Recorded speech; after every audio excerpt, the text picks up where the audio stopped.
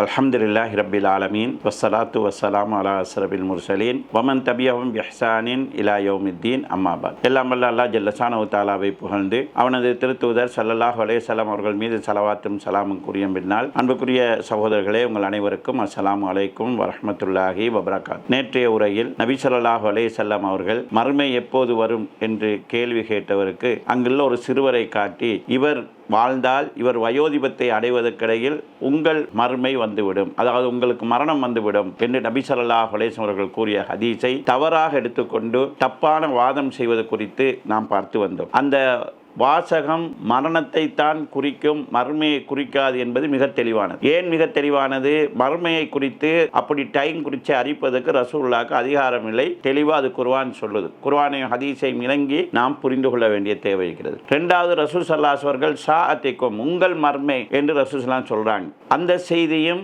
அதாவது உங்களது என்று ரசூல் ஸல்லல்லாஹு அவர்கள் சொன்னது தெளிவாக அவருடைய கேள்வி கேட்டவர்கள் அந்த சபையில் வாழ்ந்தவர்களையும் அது இருந்தவர்களையும் குறிக்கலாம். உங்களுக்கு மரணம் வந்துடும், அதுக்கிடையில் உங்களுக்கு தேவையானது நீங்கள் தயார் பண்ணிக்கொள்ளுங்கன்னு தெளிவாக சொல்றார்கள். மூன்றாவதாக ஹதீஸும் எங்களுக்கு இதை சொல்லி காட்டுகிறது. அஹ்மதிலே வரக்கூடிய ஹசன் தரத்தில் இருக்கக்கூடிய ஒரு ரிவாயத்து, மன் மாத்த பக்கத்து காமத் கியாமத்துகு, யார் மரணித்து விட்டாரோ அவருடைய மறுமை ஏற்பட்டு விட்டது என்கிற கருத்தை நாங்கள் பார்க்கிறோம். இது அல்லாமல் இது சம்பந்தமான அறிஞர்களுடைய ஏராளமான கூற்றுக்களையும் நாம் இதோடு ஒப்பிட்டு பார்க்க வேண்டியிருக்கிறது. ஏன் இதை கூறுகிறேன் என்று சொன்னால், இந்த மாதிரி வாதங்கள் வைக்கக்கூடியவர்கள் முட்டாள்தனமான வாதத்தை முன்வைத்துக் கொண்டு தங்களை அதிமேதாவிகளாக, உலகத்தில் வாழ்ந்த அறிஞர்கள் எல்லாம் முட்டாள்கள், நான் மட்டும்தான் சரியாக புரிந்து கொண்டிருக்கிறேன், அவர்கள் ஒன்றும் புரியாமல் எதையும் ஆய்வு செய்யாமல் பதிவு செய்திருக்கிறார்கள் என்கிற ஒரு சித்திரத்தை, தன்னை பற்றிய ஒரு மிகையான ஒரு தோற்றத்தை உருவாக்கி கொண்டு மற்றவர்களை பற்றி ஒரு தாழ்வான சிந்தனையை உருவாக்குகிற விதத்தில்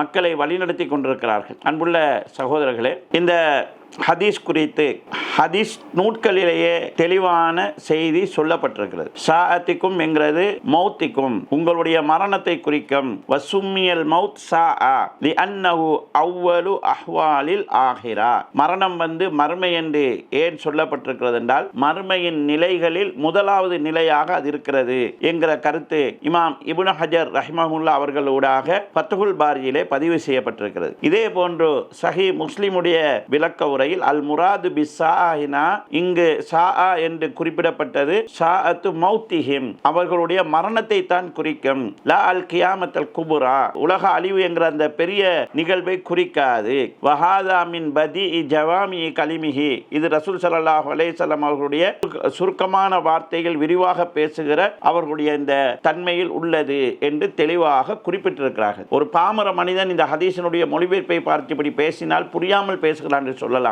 ஹதீஸ் நூல்களையும் அதன் விரைவுரைகளையும் பார்த்துட்டு அதனுடைய உண்மை தன்மையை மக்களுக்கு மறைத்து கொண்டு வேணுமென்றே மக்களை வழிகெடுக்கும் விதமாக மக்கள் மத்தியிலே கருத்துக்களை கொண்டு போகிறார்கள். உள்ளத்தில் நிறைய வழிகேட்டையும் நாஸ்திகத்தையும் வைத்திருக்கக்கூடியவர்கள். இது குறித்து மக்கள் விழிப்பாக இருக்க வேண்டியிருக்கிறது. இது குறித்து காலியால் ரஹ்மஹுல்லாஹ் அவர்கள் கூறுகிற போது, இத்தஃபக்கல் உலமா அன்னல் முராது பிஸ்ஸாஅ ஃபீ ஹாதல் ஹதீஸ், இந்த ஹதீஸிலே சொல்லப்பட்டிருக்கக்கூடிய ஸாஅ என்பதனுடைய அர்த்தம் அல் மவுத், மரணத்தை தான் குறிக்கும். லா அல் கியாமா, அது மறுமை நாளை குறிக்காது என்கிற விஷயத்தில் அறிஞர்கள் அனைவரும் ஏகோபித்திருக்கிறார்கள். இது லா யஅலமு வக்தஹா இல்லல்லாஹ், அந்த மறுமையினுடைய உரிய நேரத்தை அல்லாஹ்வை தவிர வேறு யாரும் அறிய மாட்டார்கள். எனவே இது மௌத்தை தான் குறிக்கிறது என்கிறதுல எல்லாரும் ஏகோபித்திருக்கிறார்கள் என்று இமாம் காலியால் ரஹிமஹுல்லாஹ் அவர்கள் குறிப்பிடுகிறார்கள். இமாம் குர்துபி ரஹிமஹுல்லாஹ் அவர்கள் இது குறித்து கூறுகிற போது, மௌத்துல் இன்சான் கியாமு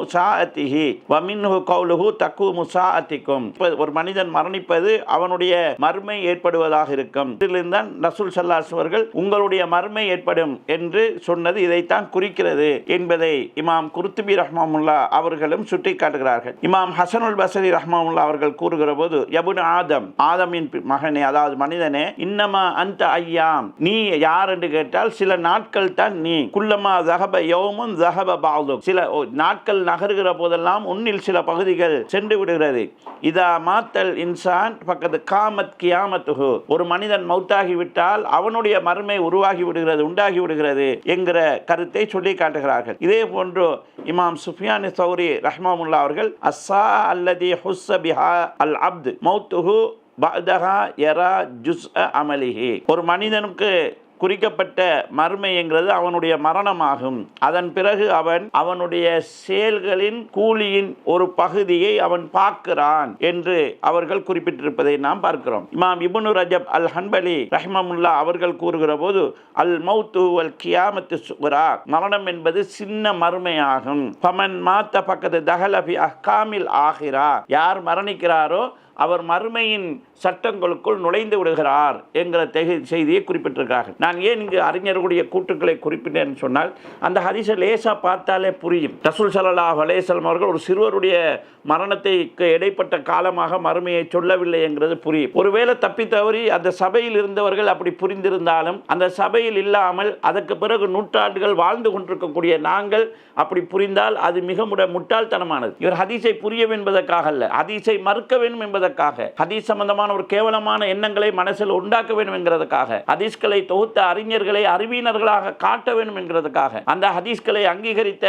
மக்களை, ஒட்டுமொத்த முஸ்லிம் சமுதாயத்தையும் ஒரு முட்டாள்தனமான ஒரு சிந்தனை இல்லாத ஒரு கூட்டமாக சித்தரிக்க வேண்டும் என்பதற்காக இப்படி வேண்டுமென்றே வலிந்து இந்த வாசகத்துக்கு இந்த அர்த்தம் கொடுத்து ஹதீஸ்களை மறுக்கக்கூடியவர்கள் குதர்க்கம் செய்கிறார்கள். இந்த குதர்க்கவாதிகளிடமிருந்தும் இந்த வழிகேடர்களிருந்தும் வேண்டுமென்றே தவறான சித்திரத்தை உருவாக்கக்கூடியவர்களிடமிருந்தும் மக்கள் விழிப்பாக இருக்க வேண்டும் என்பதற்காகத்தான் இந்த தகவல் சொல்லி காட்டப்படுகிறது. அதாவது ஹதீஸ்களை மறுக்கக்கூடியவர்கள் எப்படி தவறாக மக்களை வழிநடத்துகிறார்கள் என்பதற்கு இந்த சம்பவம், இந்த ஹதீஸ் மறுக்கிற இந்த விஷயமும் ஒரு தெளிவான சான்றாக அமையும். எனவே பொதுமக்கள் இது குறித்து விழிப்பாக இருக்க வேண்டும். அந்த ஹதீஸ், இந்த சிறுவர் நீண்ட காலம் வாழ்ந்தால் இவர் வயோதிபத்தை அடைவதற்கிடையில் உங்களுக்கு உங்களது மரணம் வந்துவிடும் என்பதைத்தான் கூறுகிறது. எனவே ஹதீஸின் ஒரு வாசகத்தை தவறாக புரிந்து கொண்டு அந்த தவறான புரிதலின் அடிப்படையில் அவர்கள் வாதம் செய்கிறார்கள். இங்கு மறுக்கப்பட வேண்டியது